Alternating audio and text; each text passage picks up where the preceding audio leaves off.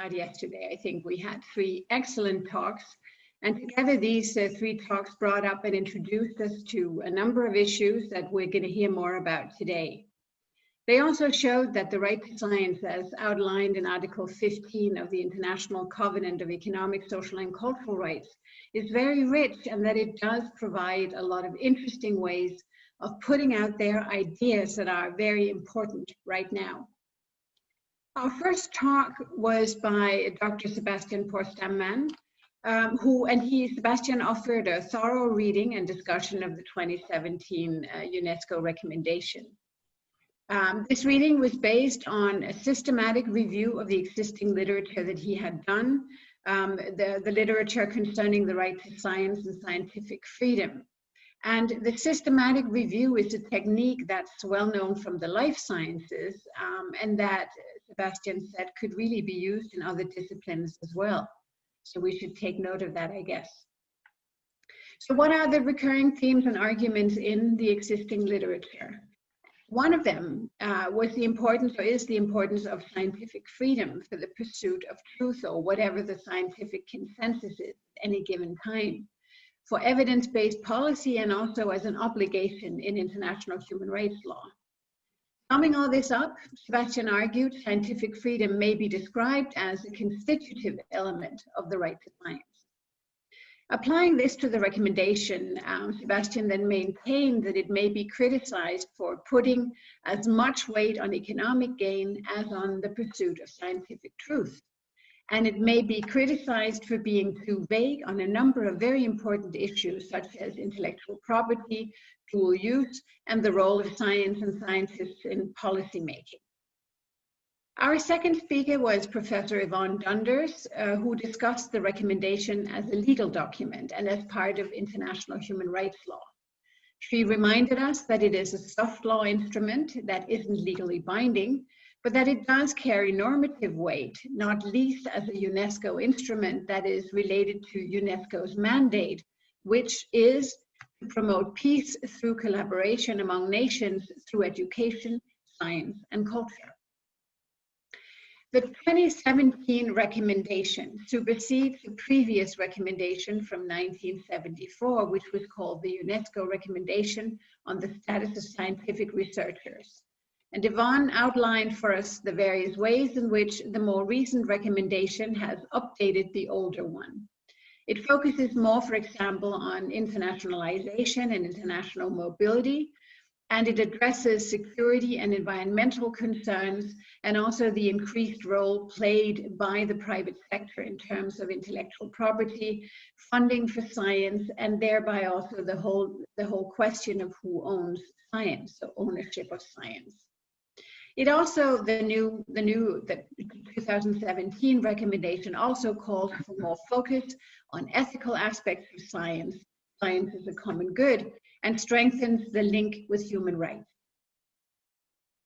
Yvonne also saw some challenges in the new recommendation, but like our first speaker, Sebastian, she finds it a very useful instrument to which we should help direct the attention of our fellow scientists and other stakeholders.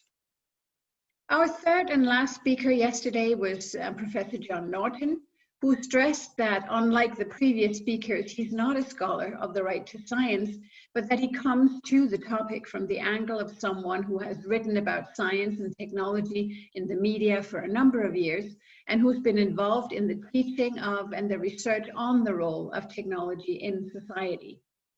He drew attention to at least 2 challenges for scholarship on the right to science. These were the 2 that he focused on. First of all, the general public has a problem with handling uncertainty and demands, or at least wants, science and scientists to deliver black and white truth. And this is difficult because science isn't like that, and scientists don't always know what is the truth at this or that point in time. So it's hard to satisfy the public, in other words. The second problem that he alluded to, or challenge that he alluded to, is the importance of the political economy today that underlies much of the digital revolution. The business model of the big tech companies is all about making money. It's not about serving the public good.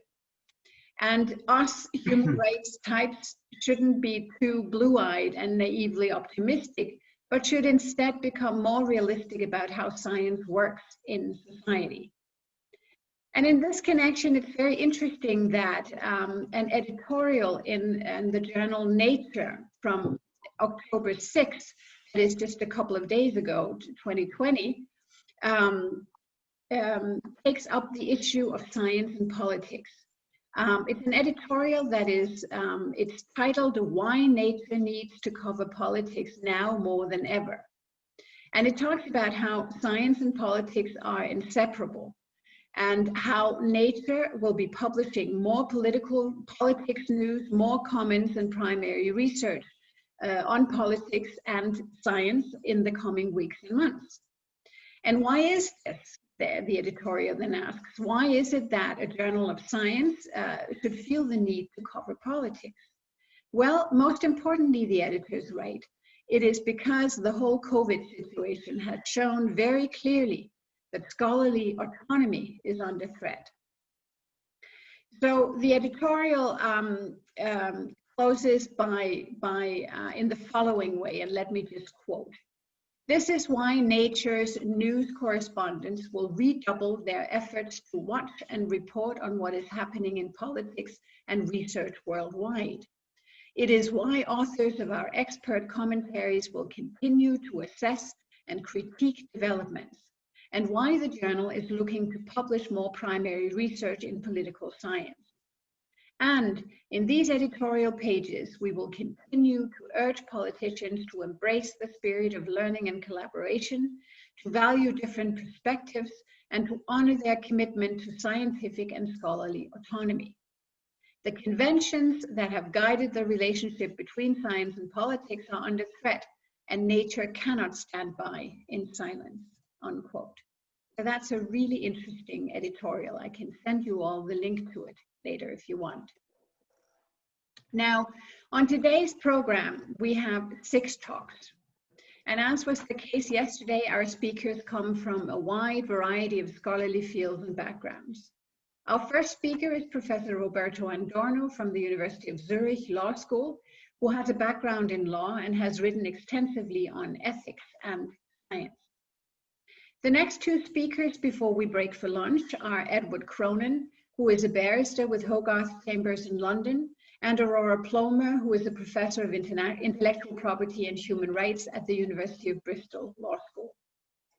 Just like ethics is crucial, as we talked about yesterday, when we speak about the right to science, so intellectual property issues keep coming up, sometimes helping, but at other times also obstructing science as a common good. So we look forward to hearing more about that today.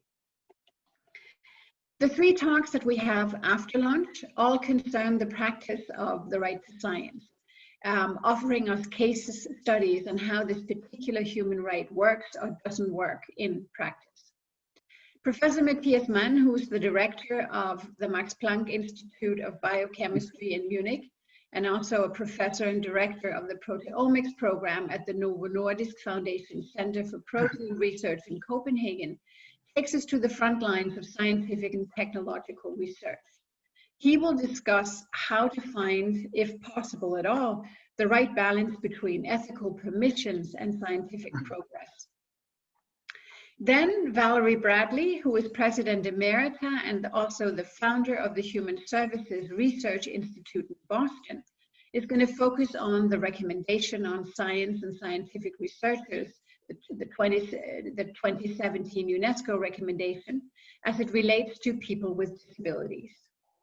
In the mandate for the UN Special Rapporteur in the field of cultural rights, the mandate holder is specifically asked to integrate a gender and a disability perspective into their work.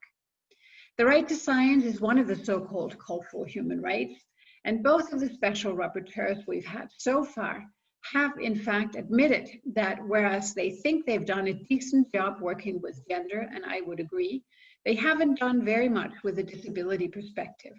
So Val's work is very important, I think, from a cultural rights and the right to science perspective. Our final speaker today will be Stepan Oreskovic, who is a professor of public health at the University of Zagreb School of Medicine. He will discuss with us the 2017 recommendation as it relates to the role of science in national policy and decision-making, but also in international cooperation and development. And Stepan has worked in a number of both national and international settings, for example, in the WHO, the World Health Organization. So we greatly look forward to hearing about his experiences from the frontiers, we could call it, of public health.